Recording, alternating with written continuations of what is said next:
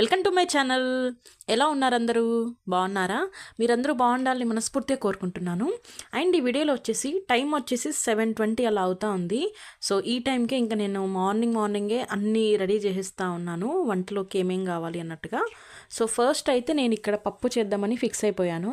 So పప్పు వచ్చేసి ఏంటంటే ఆకుకూర పప్పు. యాజ్ యూజువల్ మండే అంటే ఖచ్చితంగా ఆకుకూర పప్పు ఉండాల్సిందే. సో ఫస్ట్ అయితే కుక్కర్ పెట్టేశాను. సో కుక్కర్లోకి ఇక్కడ నేను మెంతాకు ప్లస్ కొంచెం పాలకూర ఉంది. సో రెండు కలిపేసి ఇక్కడ చేసేద్దామని ఫిక్స్ అయిపోయాను. సో దానికోసమని స్టవ్ ఆన్ చేసేసి కుక్కర్ పెట్టేశాను. ఎప్పుడు కూడా నేనైతే సపరేట్గా వేరే పాత్రలో కొంచెం అలా ఫ్రై చేసేస్తాను. లైట్గా కొంచెం ఆయిల్ వేసి చాలా లైట్గా, అంటే మనకు ఆకుకూరలో ఖచ్చితంగా కొంచెం వాటర్ కంటెంట్ అని ఉంటుంది కదా. సో ఆ వాటర్ అన్ని కొంచెం అలా రిలీజ్ అయ్యేంత వరకు కొంచెం అలా ఫ్రై చేస్తాను. సో బట్ ఈరోజు ఇంకా వేరే పాత్రలో చేసేంత టైం లేదు, ఇంకొకటి అంత టైం లేదు. సో ఫాస్ట్గా అయిపోవాలన్నట్టుగా ఒకేసారి కుక్కర్లోనే చేసేస్తూ ఉన్నాను. సో మీకు అంటే ఎక్కువ పాత్రలు ఎందుకు అవ్వడం అన్నట్టుగా అనిపిస్తే మాత్రం ఇది బెస్ట్ ఆప్షన్ అండి. అండ్ ఇంకొకటి ఏంటంటే, మనం మార్నింగ్ అసలు ఎంత ఫాస్ట్గా లేచి ఫాస్ట్గా టైం అంటే త్వరగా వంటలు స్టార్ట్ చేసినా కూడా మళ్ళీ అదే టైం అదే లేట్ అయిపోతుంది. అండ్ దట్టు అది మండే ఇంకా ఎక్కువ. అంటే సండే వరకు కొంచెం మనం రిలాక్స్గా ఉంటాం కదా సండే అనగానే, బట్ మండే వచ్చిందంటే ఇంకా మనకి అంత హడావిడిగా ఉంటుంది. అండ్ ఎంత అసలు టైమే సరిపోదేమో అన్నట్టుగా ఉంటుంది. ఇంకొక 2-3 అవర్స్ కొంచెం ఎక్స్ట్రా పెడితే బాగుండేమో అన్నట్టుగా ఉంటుంది. సో నేను ఇక్కడ ఫ్రై చేసింది చూపిస్తూ ఉన్నాను మీకు. సో ఇలా లైట్గా ఫ్రై చేసుకొని మనం చేస్తే ఏంటంటే బాగుంటుంది, మంచి టేస్ట్ వస్తుంది పప్పుకి. మళ్ళీ ఇంకోటి ఏంటంటే మరి ఓవర్గా ఫ్రై ఏం చేయాల్సిన అవసరం లేదు, జస్ట్ లైట్గా ఫ్రై చేస్తే బాగుంటుంది. ఎందుకంటే దాంట్లో ఉన్న విటమిన్స్ అన్నీ, మంచి ప్రోటీన్స్ అన్నీ బయటికి వెళ్ళిపోకుండా దాంట్లోనే ఉంటాయి. సో దీంట్లోకి కొంచెం నానబెట్టుకున్నాను. ఫస్ట్ లేవగానే కొంచెంసేపు ఫ్రెష్ అయినాక ఫస్ట్ అయితే నేను నానబెట్టేస్తాను పప్పుని. టైం ఉంది అంటే సో కొంచెం ఒక 20 మినిట్స్ అలా నానితే ఏంటంటే మనకి త్వరగా అరిగిపోతుంది. అండ్ దానికంటే ముందు పప్పు అయితే మంచిగా మెత్తగా అవుతుంది. లేదంటే ఒక 4-5 విజిల్స్ అయినా కూడా అంత ఈజీగా మెత్తగా అవ్వదు కదా ఒక్కోసారి. బట్ ఇలా ఉంటే ఏంటంటే మనకు 3 విజిల్స్లోనే అయిపోతుంది. కొంచెం కొంత మనం గ్యాస్ని సేవ్ చేసిన వాళ్ళం అవుతాము అంతే. అండ్ దీంట్లోకి కొంచెం జీలకర్ర వేసేస్తూ ఉన్నాను. అండ్ దాంతోపాటు పసుపు అండ్ ఆనియన్, మిర్చి స్టార్టింగ్లోనే వేసేసాను కదా. అండ్ పప్పు కూడా, అండ్ ఆకుకూర ఎలాగో మనం ముందే ఫ్రై చేసేస్తాం కాబట్టి కొంచెం అలా కలిపేసేసుకొని ఇంకా మనము ఆ వాటర్ ఏమైనా తక్కువ అయ్యాయి ఏమైనా చూసుకొని, ఒకవేళ తక్కువ ఉంటే వాటర్ వేసేసుకుంటే సరిపోతుంది. సో అలా వేసేసుకొని ఇంకా మనం మూత పెట్టేస్తే సరిపోతుంది. సో మూత పెట్టేసి జస్ట్ 3 విజిల్స్లో మనకి మంచిగా మెత్తగా ఉడికిపోతుంది. ఎందుకంటే మనం నానబెట్టేసాం కదా, సో దానివల్లే కొంచెం త్వరగా ఉడికిపోతుంది. లేదు మనకు టైం లేదంటే ఈజీగా 4-5 విజిల్స్ రావాల్సిందే మంచిగా మెత్తగా ఉడకడానికి. సో విజిల్స్ వచ్చేసేసాయి. ఇంకా నేను దాన్ని పక్క దాంట్లోకి షిఫ్ట్ చేసేసాను. ఇప్పుడు వేరొక పాత్ర పెట్టేసుకొని నేను ఇంకా ఇక్కడ ఫ్రై చేసేస్తూ ఉన్నాను. ఏం ఫ్రై అంటే తోటకూర ఫ్రై అండి. సో నాకైతే తోటకూర ఫ్రై అంటే చాలా ఇష్టం. అండ్ దట్టు కొంచెం నేను ప్రెగ్నెంట్గా ఉన్నప్పుడు తోటకూర ఫ్రై, చిక్కుడుకాయ ఫ్రై, కర్రీ అలా కొంచెం ఎక్కువ తినాలని ఎక్కువ ఉండింది. అంటే మనకు మామూలుగా ప్రెగ్నెన్సీలో కొంచెం ఇలా చిన్న కోరికలైనా, అండ్ అందులోటి మనకి ఈ ఫుడ్ స్వింగ్స్ చాలా ఉంటాయి కదా. అంటే ఫుడ్ పైన మూడ్ స్వింగ్స్, అప్పుడే స్వీట్ తినాలనిపించేట్టుగా, అప్పుడే హాట్ తినాలనిపించేట్టుగా అలా ఉంటుంది కదా. సో నాకైతే నాన్ వెజ్ అలా ఏం పెద్దగా ఆశలు ఏం లేదు, అంటే అసలు ఆ థాట్ కూడా పెద్దగా లేదు. బట్ వెజ్లో అయితే తోటకూర ఫ్రై అండ్ చిక్కుడుకాయ కర్రీ తినాలని కొంచెం ఎక్కువ అనిపించేది. అప్పుడు మేము వేరే దగ్గర ఉండేవాళ్ళం. సో అక్కడ మంచిగా తోటకూర అయితే అసలు దొరక్కపోయేది. మెంతి, పాలకూర ఇవన్నీ దొరికేవి, కానీ తోటకూర అయితే అసలు దొరక్కపోయేది. అండ్ చిక్కుడుకాయ కూడా అంటే మనం అంటే పండించినంత ఎక్కువ అక్కడ పండించకపోయేవాళ్ళు. చిక్కుడుకాయ అయితే మెయిన్ దొరక్కపోయేది అస్సలు. వేరే కూరగాయలు దొరికేవి కానీ చిక్కుడుకాయ అయితే అస్సలు దొరక్కపోయేది. మళ్ళీ మామూలుగా డెలివరీకి వెళ్తాం కదా అమ్మ వాళ్ళ ఇంటికి, సో అప్పుడు నేను తిన్నాను. అంటే తినేంత వరకు కొంచెం ఆ టైంలో కొంచెం ఉంటుంది కదా, ఒకటి గుర్తొస్తే అదే తినాలన్నట్టుగా అనిపిస్తూ ఉంటుంది కదా కొంచెం ప్రెగ్నెన్సీలో. సో నాకు ఈ తోటకూర ఫ్రై చేస్తూ ఉంటే నాకు ఆ డేసే గుర్తొచ్చాయి ఒకసారిగా. అండ్ తోటకూర ఫ్రై కూడా చాలా హెల్దీ. అండ్ ఇంకోటి ఏంటంటే చాలా సింపుల్గా అయిపోతుంది.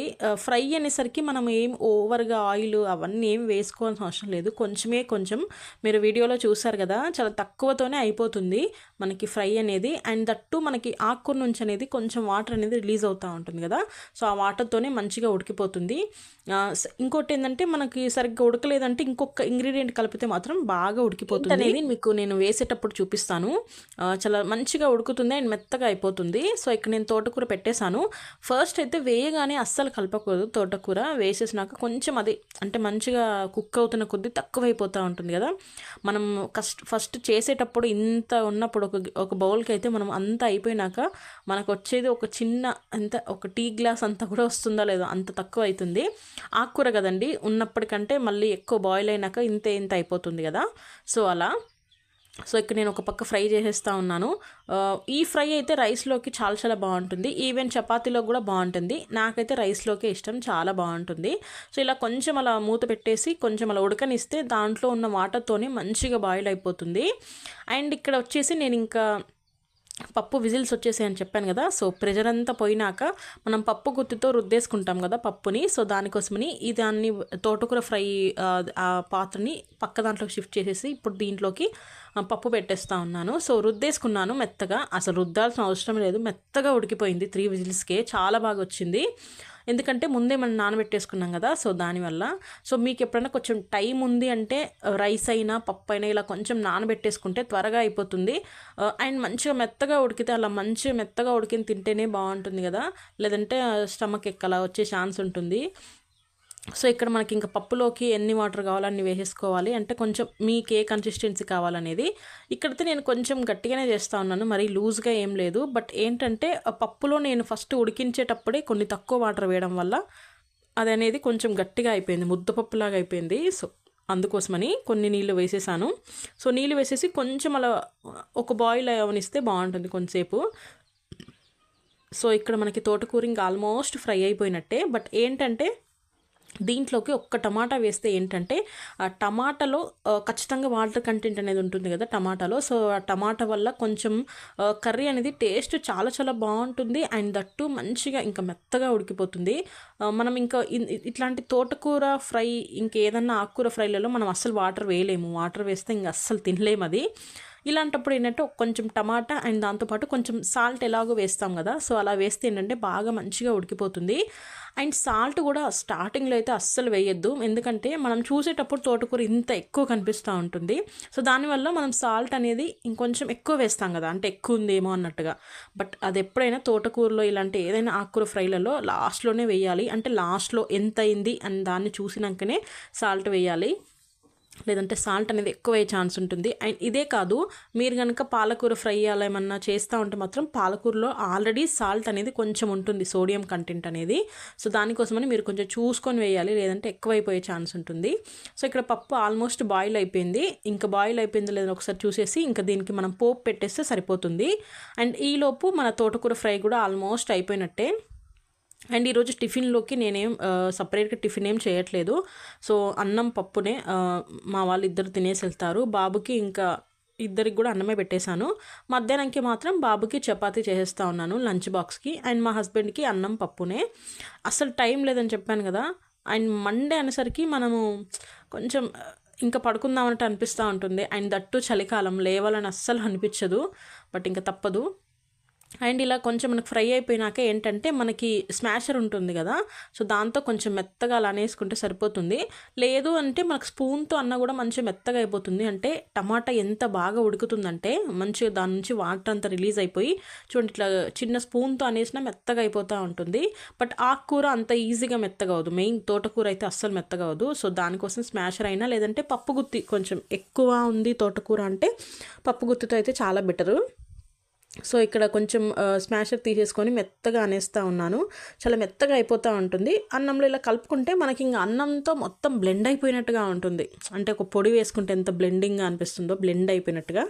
సో ఇది కూడా సేమ్ అలాగే ఉంటుంది, మెత్తగా అయిపోతుంది. చాలా బాగుంటుంది. నాకైతే తోటకూర ఫ్రై అంటే చాలా ఇష్టం, చాలా బాగుంటుంది. బట్ ఏంటంటే ఇక్కడ ఒక కట్టకి 20-30 అలా చెప్తూ ఉంటారు. అండ్ దట్టు ఇంకోటి అంటే కొన్ని ఫ్రెష్గా ఉంటాయి, కొన్ని ముద్రిపోయిన ఆకులు ఉంటాయి. ఫ్రెష్గా ఉన్నది అయితే భలే టేస్ట్ వస్తుంది, నిజంగా చాలా బాగుంటుంది. సో ఇక్కడ పప్పుకి ఇంకా పోపు వేసేసుకుందాం అన్నట్టుగా వేరే పాత్ర పెట్టేశాను. సో దాంట్లో కొంచెం వాటర్ ఉండేసరికి వాటర్ అంతా వంపేశాను. బట్ కొంచెం ఉంటాయి కదా, ఆ తడంతా ఆరిపోయేంత వరకు కొంచెం అలాగే పెట్టేసేయాలి. సో దీంట్లోకి ఇంకా నార్మల్ మనం పోపు ఎలా వేసుకుంటామో అలాగే ఫస్ట్ అయితే ఆయిల్ వేసేసుకొని ఆవాలు, జీలకర్ర, ఉంటే కొంచెం మెంతులు వేసుకుంటే చాలా చాలా బాగుంటుంది. బట్ నేనేంటంటే ఇంకా ఆల్రెడీ మెంతాకు చాలా ఎక్కువ వేసేసాను. మరి ఎక్కువ మెంతులు వేస్తే ఎక్కువ చేదు వచ్చే ఛాన్స్ ఉంటుంది కదా అన్నట్టుగా మెంతి ఆకుని బట్టి నేను మెంతులు వేస్తాను పోపులోకి. సో ఆయిల్ వేసేసి ఆవాలు, జీలకర్ర అండ్ ఎండుమిర్చి అండ్ కొంచెం కట్ చేసుకున్న ఆనియన్ అండ్ ఉంటే మాత్రం కొంచెం వెల్లుల్లి దంచేసి వేసుకుంటే చాలా చాలా బాగుంటుంది. అండ్ తాలింపులో వేసే ఎండుమిర్చి టేస్ట్ భలేగా ఉంటుంది కదా. మెయిన్ చట్నీలో వచ్చే ఎండుమిర్చి చాలా చాలా ఇష్టం నాకైతే. సో ఇలా అన్నీ కొంచెం అలా వేసేసుకొని లైట్గా ఫ్రై చేసేస్తే సరిపోతుంది. అండ్ దీంట్లోకి ఖచ్చితంగా ఇంకా పోపు అంటే కరివేపాకు కంపల్సరీ కదా. ఈ పోపులో వేసిన కరివేపాకు కూడా మంచి టేస్ట్ వస్తుంది. స్మెల్కే ఇంకా మనకి బాబోయ్ చాలా బాగుంది అన్నట్టుగా బాగా అనిపిస్తుంది కదా. అండ్ దీంట్లోకి మీరు ఇంకా లేదు నార్మల్ పప్పులోకి పోపు వేసుకోవాలనుకుంటే కొంచెం మెంతాకు అలా వేసుకోండి. స్మెల్తో పాటు టేస్ట్ కూడా చాలా చాలా మంచిది.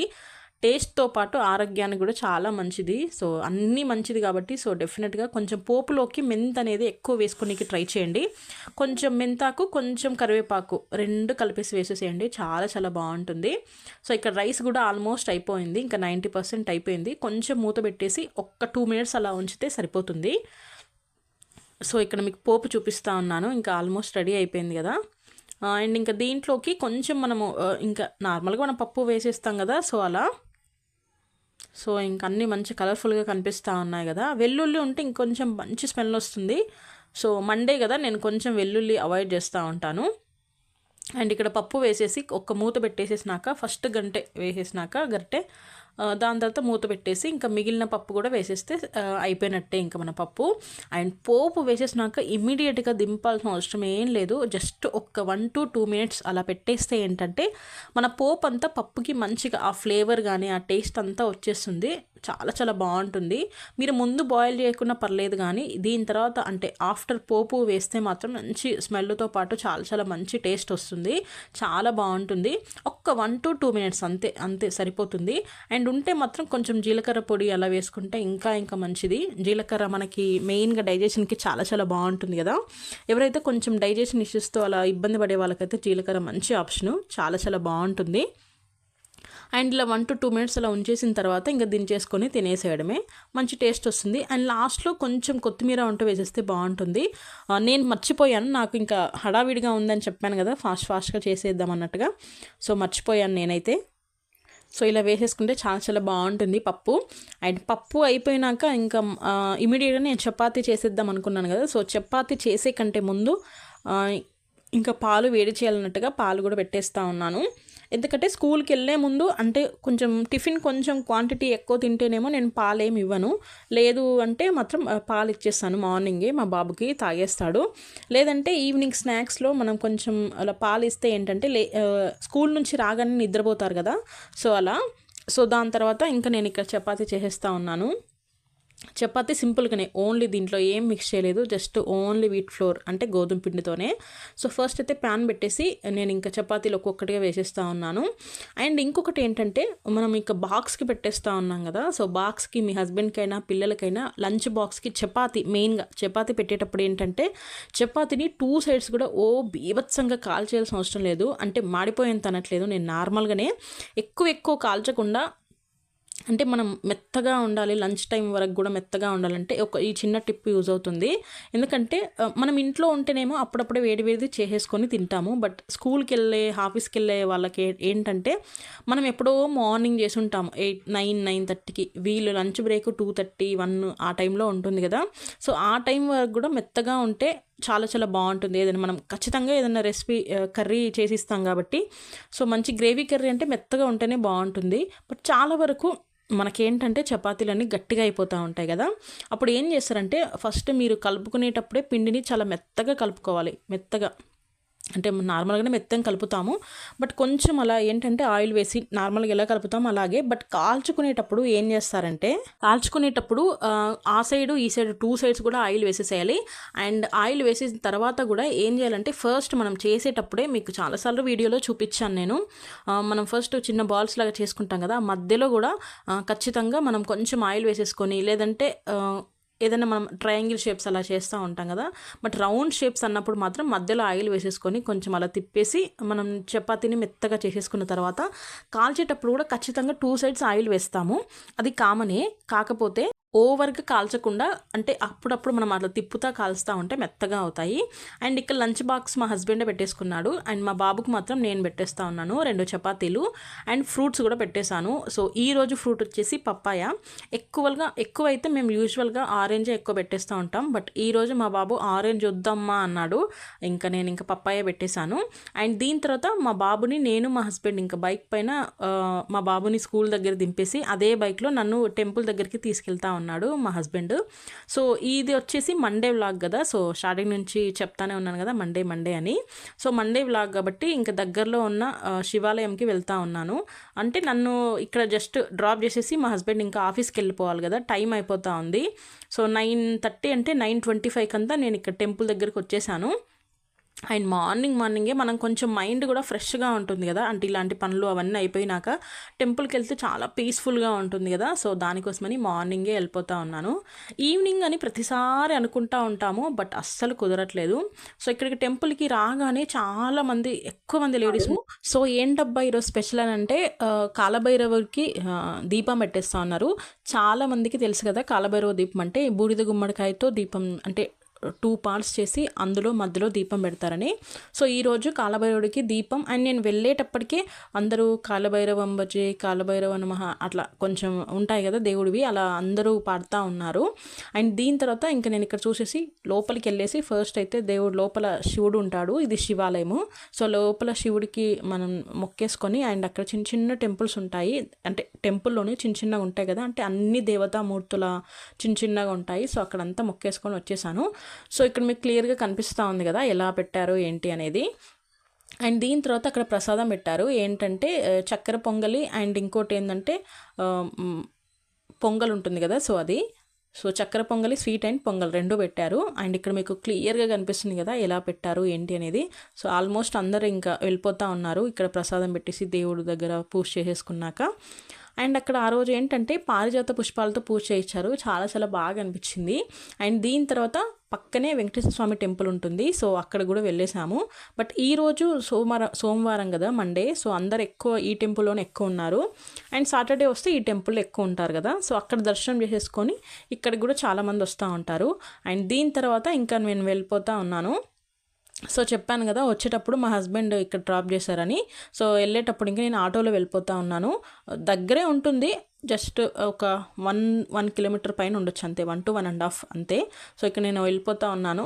బట్ ఇలా నేను ఒక్కదాన్నే వెళ్ళక చాలా డేస్ అవుతుంది యాక్చువల్లీ. ఎందుకంటే ఎప్పుడు మా హస్బెండ్ డ్రాప్ చేయడమో లేకపోతే తీసుకురావడమో ఉంటుంది, లేదంటే మా బాబు, డెఫినెట్గా మా బాబు నేను చాలాసార్లు ఇద్దరమే కలిసి టెంపుల్కి వెళ్ళిన డేస్ కూడా ఉన్నాయి. సో అలా సో ఇంటికి వచ్చేసాను. సో ఇంతేనండి video. Thank you for watching. మీరు నా ఛానల్ని ఫస్ట్ టైం చూస్తుంటే సబ్స్క్రైబ్ చేసుకోండి, అండ్ పక్కనే బెల్ ఐకాన్ ఉంటుంది, దాన్ని కూడా ప్రెస్ చేయండి.